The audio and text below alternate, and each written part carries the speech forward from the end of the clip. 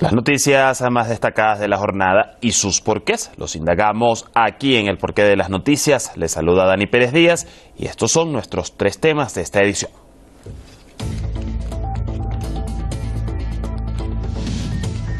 Los intereses de Estados Unidos ante todo. Donald Trump defiende al príncipe saudí bin Salman a pesar de reconocer que este pudo estar al tanto sobre el asesinato del periodista Jamal Khashoggi.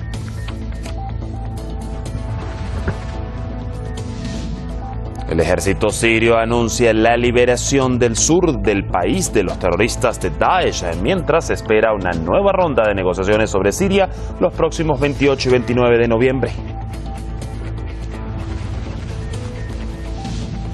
En Estados Unidos, un juez federal bloquea la orden del presidente Trump de negar asilo a los migrantes, mientras la caravana apostada en la zona fronteriza de Tijuana celebra. El mandatario cuestiona la medida.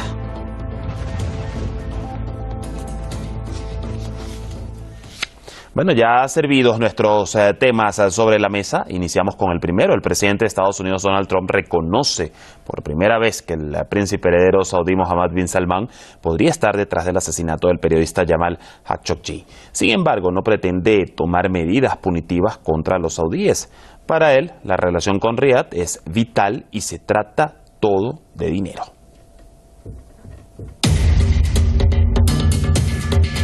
Actuar siguiendo las conclusiones de los servicios de inteligencia estadounidenses sobre el asesinato de Jamal Khashoggi bajo el riesgo de romper con uno de los principales aliados o hacer como si nada acusara al príncipe heredero saudí para preservar esa alianza. Donald Trump resuelve ese dilema, hace la vista gorda ante los crímenes saudíes, cierra sus ojos a la ética y elige el camino de siempre, el dinero.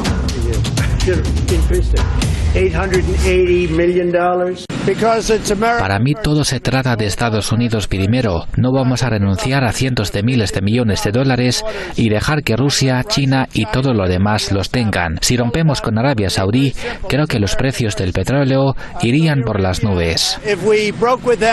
Este martes Donald Trump emitió un comunicado sobre la muerte de Khashoggi. Aseveró que Estados Unidos seguirá siendo un socio firme de Arabia Saudí, aunque Mohammed bin Salman estaba detrás del asesinato. Desafiando la presión de los legisladores estadounidenses para imponer sanciones más duras contra Riad, el presidente indicó que no tenía intención de cancelar los contratos militares con el reino. Bien podría ser que el príncipe heredero tuviese conocimiento de este trágico evento. Quizás lo tenía y quizás no lo tenía. Quizás nunca sepamos todos los hechos que rodean el asesinato de Khashoggi. En todo caso, Estados Unidos pretende permanecer como un socio firme de Arabia Saudí. Los comentarios de Trump se producen apenas días después de que la CIA concluyó que el príncipe saudí ordenó el asesinato de Khashoggi. Turquía, por su parte, dice que buscará una consulta de la ONU si se encuentra en un callejón sin salida en cooperación con los saudíes. Quiere que quienes ordenaron la muerte de Khashoggi rindan cuentas. El secretario general de la ONU o alto comisionado para los derechos humanos de la ONU podría participar en una misión de investigación. Podrían preparar un comité y viajar a Turquía y Arabia Saudí para esclarecer el caso. Khashoggi, columnista colaborador del Washington Post, fue asesinado en el consulado saudí en Estambul el 2 de octubre cuando fue a recoger los documentos necesarios para su matrimonio planeado. Arabia Saudí inicialmente rechazó que sus nacionales estuvieran detrás del asesinato, pero mientras las autoridades turcas filtraron evidencias de una participación de alto nivel saudí, Riad finalmente admitió que sus agentes llevaron a cabo el asesinato con una serie de explicaciones contradictorias.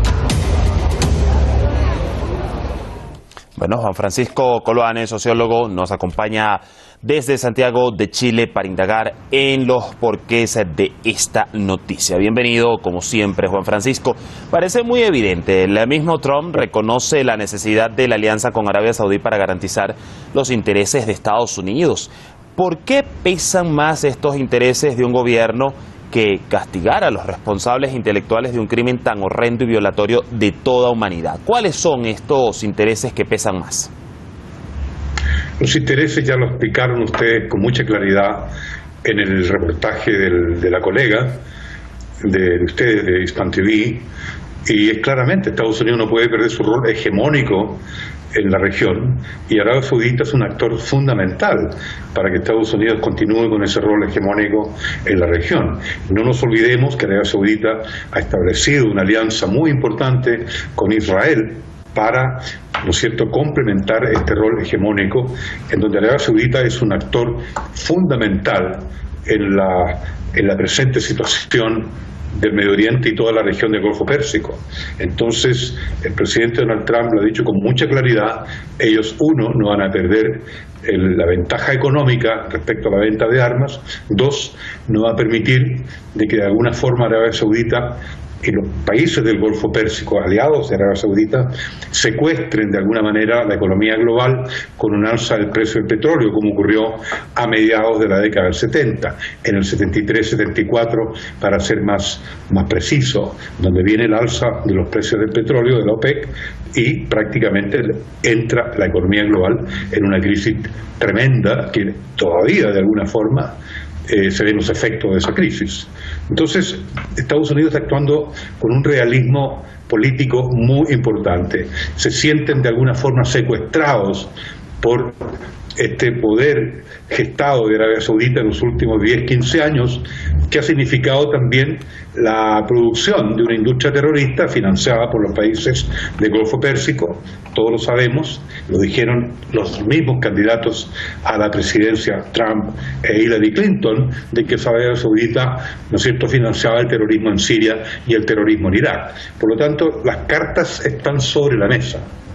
Ahora, si Turquía solicita la intervención de la ONU ante la falta de cooperación de Arabia Saudí para con el caso, como pues ha indicado el presidente Erdogan, y este interviene, ¿qué tanto puede lograrse para que no quede impune el asesinato del periodista y conocer mucho más a fondo la verdad? Aquí hay un tema: si la ONU pretende ser un actor relevante en toda esta situación, a mí me parece que es importante. La ONU no puede estar al margen, y el multilateralismo no puede estar al margen de situaciones como esta, sobre la cual o de la cual depende el orden regional, por decirlo de alguna manera, y en una siguiente fase dependen una suerte de orden mundial pendiente. Estamos en una situación de alta inestabilidad en esta región, y particularmente en una región que está muy próxima a Europa, y donde también hay un actor muy relevante como Irán, que también se siente amenazado por esta inestabilidad permanente que hay en la zona del Medio Oriente y en el Golfo Pérsico.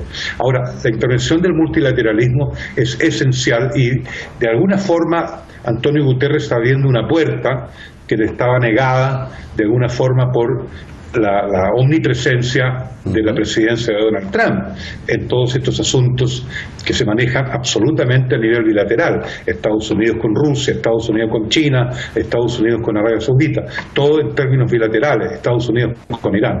Ahora hay una posibilidad de abrir el debate a una acción multilateral, de manera de poder controlar, yo diría, y lo digo con todo respeto por los árabes saudíes, este lobo desbocado que significa una Arabia Saudita con mucho poder y no saber utilizarlo de una manera coherente para que haya paz en primer lugar, y para que no haya las injusticias, por ejemplo, que se están cometiendo en el Yemen, en el sentido de la aberración de esta crisis humanitaria, o la misma aberración de la crisis humanitaria en Siria, producto de la propia política errática exterior de Estados Unidos, de hacer crecer este poderío de Israel unido con Arabia Saudita para poder sostener este poder hegemónico que Estados Unidos se veía que se le estaba debilitando.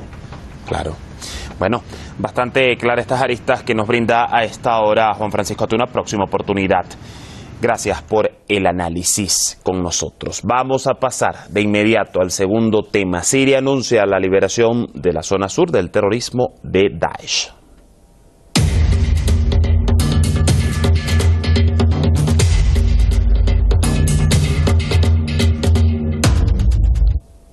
Bueno, en Siria continúan las exitosas operaciones del Ejército Nacional contra la agrupación terrorista Daesh. Las fuerzas gubernamentales tomaron el control de todo el sur del territorio tras fuertes combates con el citado grupo. بيان صادر عن القيادة العامة El Comando General del Ejército Sirio declaró la liberación total del sur del país de la organización terrorista de Daesh tras duros combates que conllevaron a la derrota de este grupo en las colinas de As-Safa, su último foco. Los tanques del ejército sirio abren su camino en esta zona rocosa y montañosa sin ninguna amenaza. Las unidades de ingeniería se adentraron inmediatamente en la zona liberada para desmantelar los explosivos que dejaron los integrantes de Daesh en el enclave. Después de más de 3 meses de feroces batallas con la agrupación terrorista Daesh, el ejército sirio ha logrado tomar el control total de las colinas de Al-Safa. Actualmente las unidades del ejército están realizando un peinado por la zona rocosa donde se escondían los terroristas.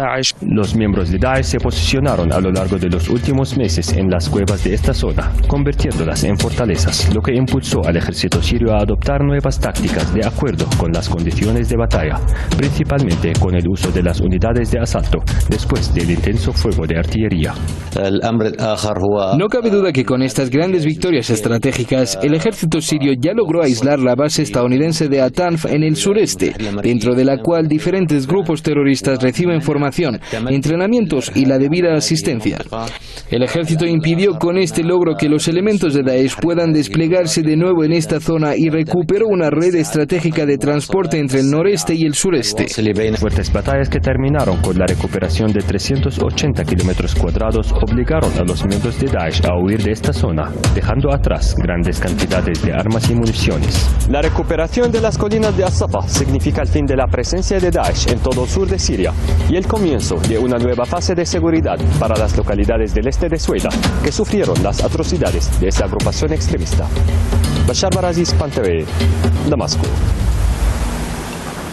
Daniel Lobato, analista internacional, nos acompaña desde Madrid. Te saludo, Daniel, a esta hora. Bienvenido, como siempre, PAN TV. Ya ha recuperado el sur de Siria del terrorismo de Daesh. ¿Qué debe venir de aquí en más? Tomando en cuenta que aún se mantiene la coalición liderada por Estados Unidos y que para muchos, y según investigaciones, lejos de contribuir a acabar con el terrorismo, ha provocado que se prolifere o se fortalezca. Buenas noches, muchas gracias por la invitación, como siempre. Bueno, el contexto es que efectivamente una de esas bandas terroristas mercenarias, como es Daesh, está próxima a su fin. Ya solo quedan las zonas de Deir ez-Zor, en el este, donde el gobierno sirio junto con los kurdos pues están batallando contra ella, incluido el gobierno iraquí, que hoy, el ejército iraquí hoy ha bombardeado posiciones de Daesh dentro de Siria. Entre ellos, todos juntos acabarán con Daesh dentro de poco, pero eso no es el último de los problemas, porque hay muchas otras bandas terroristas, en este caso en el norte de Siria, desde Idlib hasta Afrin y Yarabulus, en este caso protegidas por Turquía, ¿no? Entonces, bueno, ese es un poco el contexto. Además, los problemas se agudizan porque ahora mismo Siria está ocupada por 3 países. Israel desde hace 50 años, pero también Turquía y Estados Unidos. Estados Unidos, que como tú decías precisamente, ha sido el generador máximo de este conflicto. Ya sabemos, a la respuesta a lo que tú me planteabas, que Estados Unidos se mueve bajo 2 esquemas. Uno, primero, utilizar siempre múltiples agendas simultáneas, está siempre utilizando distintas agendas, pero que la suma de todas ellas dirigen siempre en el sentido de intentar someter a los países. Y segundo, crear los monstruos para luego ofrecer la solución o ofrecer la ayuda a solucionar el problema de esos monstruos y por el camino aprovechar o intentar reforzar su hegemonía.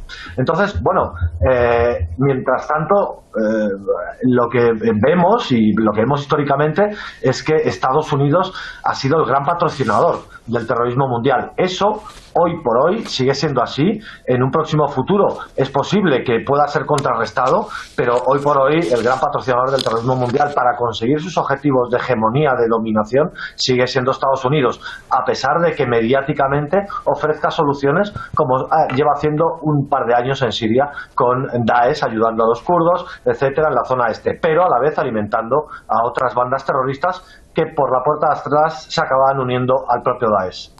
Daniel, los próximos 28 y 29 de noviembre, pues se tienen previstos los nuevos diálogos de paz sobre Siria en Kazajistán.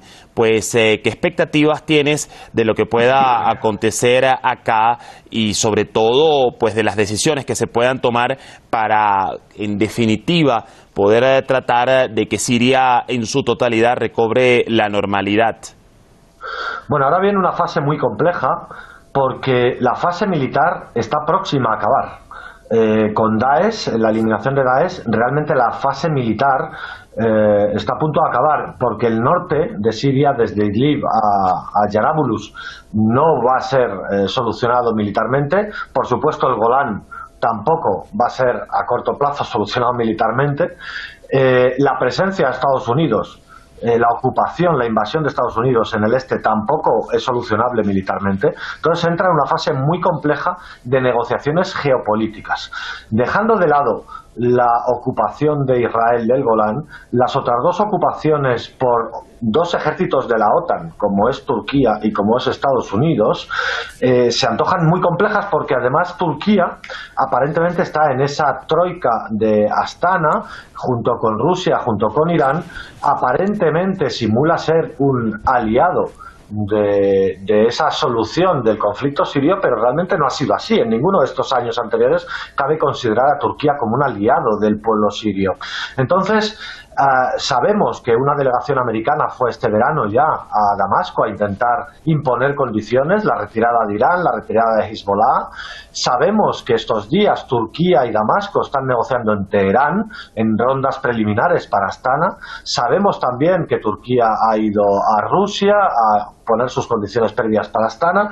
La negociación, desde luego, se antoja muy, muy compleja, y realmente ahora mismo yo sinceramente no acabo de ver qué compensaciones, por ejemplo, se le pueden dar a Turquía para que se retire del norte, donde está convirtiéndolo casi en una provincia turca con ayuda de esas milicias terroristas, o de qué forma se puede presionar mediante el multilateralismo con Rusia, con China, intentar expulsar a Estados Unidos del territorio sirio. Se antoja muy compleja toda esta ronda de negociaciones, no tan compleja como la guerra, por supuesto, que fue mucho más compleja, pero la fase política y de negociación geopolítica va a ser muy, muy compleja. Bueno, interesantes aristas que nos brindas a esta hora y mucha expectativa. Ya veremos qué acontece en estos diálogos de paz de Astana. Gracias, Daniel, como siempre, por estar con nosotros hoy en el Porqué de las Noticias. Vamos rápidamente a nuestro tercer tema. Orden de un juez revertiría la limitación de Trump de no dar asilo a migrantes que crucen la frontera a Estados Unidos.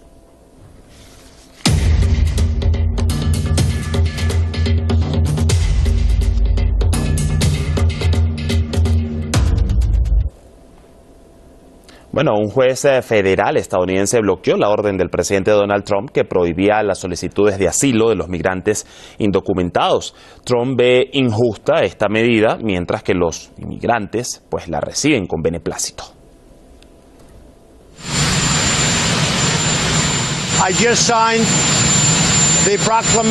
Acabo de firmar una proclamación sobre el asilo muy importante. Las personas pueden venir, pero tienen que hacerlo por los puertos de entrada. Con este decreto, el presidente de Estados Unidos inhabilitó para recibir asilo a los inmigrantes que ingresen ilegalmente al país desde México. Su mano de hierro contra la inmigración recibió un duro golpe este lunes. Un juez federal en San Francisco emitió un fallo temporal contra su decreto. Una buena noticia para unos 3.500 centroamericanos que ya han arribado a Tijuana, ciudad mexicana fronteriza con el estado de California. La ley dice que cualquier persona que tiene peligro puede presentar en cualquier manera, en cualquier lugar del territorio estadounidense. Lo que intentó hacer Donald Trump ahí para decirle a la gente, si entras de esta manera, entonces ya no vamos a respetar tu derecho de asilo. Sabíamos que iba a perder este argumento. Lo bueno es que perdió muy rápido. Es una buena noticia para nosotros y pues nos alegramos, porque si el juez lo ordenó y él cumple, pues es un bien para nosotros, para todos nosotros. A juicio de Trump, se trata de un dictamen injusto. El mandatario intentó otra vez justificar sus restricciones contra la inmigración y la militarización de la frontera con México. decisiones criticadas por diversas ONGs pro derechos humanos. Miren lo que está pasando en México. Una caravana integrada por gente muy dura quiere entrar a nuestro país desde Tijuana. Son gente dura que lucha contra nosotros. Entre ellos se encuentran unos 500 criminales. Los inmigrantes que han quedado varados en Tijuana forman parte de una gigantesca caravana que salió de Honduras en octubre. Hay otras caravanas que se están dirigiendo hacia Estados Unidos. Su llegada a Tijuana después de recorrer más de 3.000 kilómetros a pie será el primer paso de un largo camino. Ahí los inmigrantes deberían esperar varios meses, ya que los inspectores fronterizos de Estados Unidos procesan solo unas 100 solicitudes de asilo por día. Saludamos a Ernesto Carmona, analista internacional desde Ciudad de México, y lo agregamos al análisis a esta hora. Ernesto, ¿qué incidencias puede generar este bloqueo de un juez federal a la medida tomada por Trump hace unos días para prohibir las solicitudes de asilo a los migrantes que crucen de forma irregular la frontera con México? ¿Qué tal? Muy buenas noches.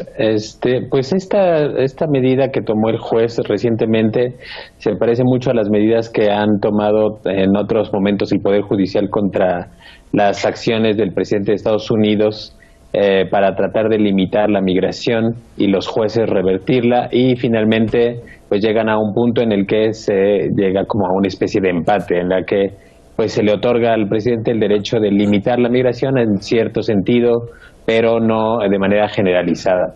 En este caso, pues el juez que ha emitido este fallo, pues da un tiempo para hacer las revisiones de la medida de Trump, y esto pues va a ser una especie de ganar tiempo por parte de las organizaciones que defienden a los migrantes o que están en favor de la migración, o sobre todo de los derechos humanos, pero el presidente todavía tiene mayores instancias para tratar de revertir esta medida. Eso por un lado, eso en el área legal. Por otro lado, tendríamos que ver y analizar si el presidente tiene otras facultades, que obviamente sí las tiene, como retrasar los trámites o no asignar suficientes recursos para los procesos de revisión de las solicitudes de asilo, y de esta manera retrasar de facto o cerrar de facto la frontera sin tener que pasar por una orden judicial.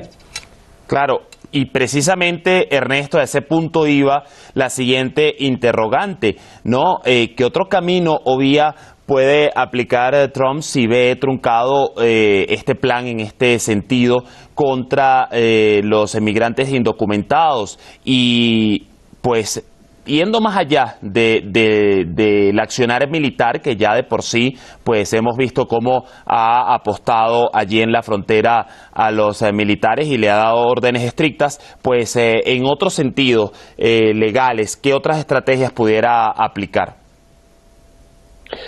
Pues él puede apelar la resolución y llevarla hasta la Suprema Corte, y seguramente la perdería porque está haciendo una excepción para los migrantes que pasen por México, y pues las leyes son de orden general.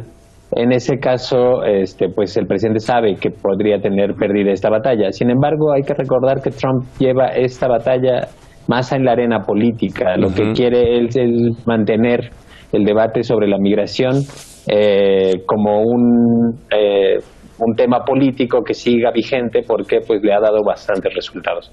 Y por otro lado, pues también está presionando a México para decir, detengo los migrantes, y mientras son tu problema, hasta que no aceptes que yo pueda deportar todos los migrantes que crucen por tu frontera, que yo los deporte hacia tu país. Es decir, que sean salvadoreños, nicaragüenses, guatemaltecos, brasileños, argentinos, todos los que crucen por la frontera de México serían deportados hacia México, y México tendría que asumir los costos de deportarlos hacia su país. Claro. Y eso es lo que Estados Unidos quiere de México ahora también. Y ya veremos ahora cómo van a marchar las relaciones o los acuerdos en ese sentido cuando tome posesión Andrés Manuel López Obrador. Gracias, Ernesto, por habernos acompañado esta noche en El Porqué de las Noticias. Hasta una próxima oportunidad. Nosotros vamos a repasar rápidamente nuestros 3 temas de esta jornada.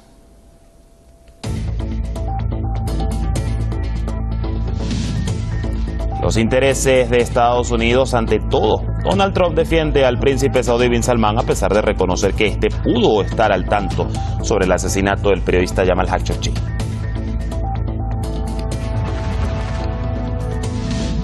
El ejército sirio anuncia la liberación del sur del país de los terroristas de Daesh, mientras se espera una nueva ronda de negociaciones sobre Siria los próximos 28 y 29 de noviembre.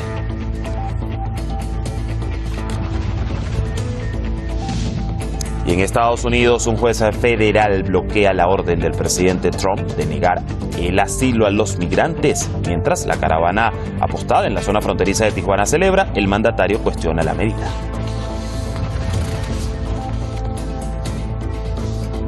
Bueno, así los hechos, así los temas, y ya respondidos los porqués de las noticias más destacadas de la jornada, nos despedimos hasta una próxima edición de El Porqué de las Noticias. Gracias por acompañarnos como siempre.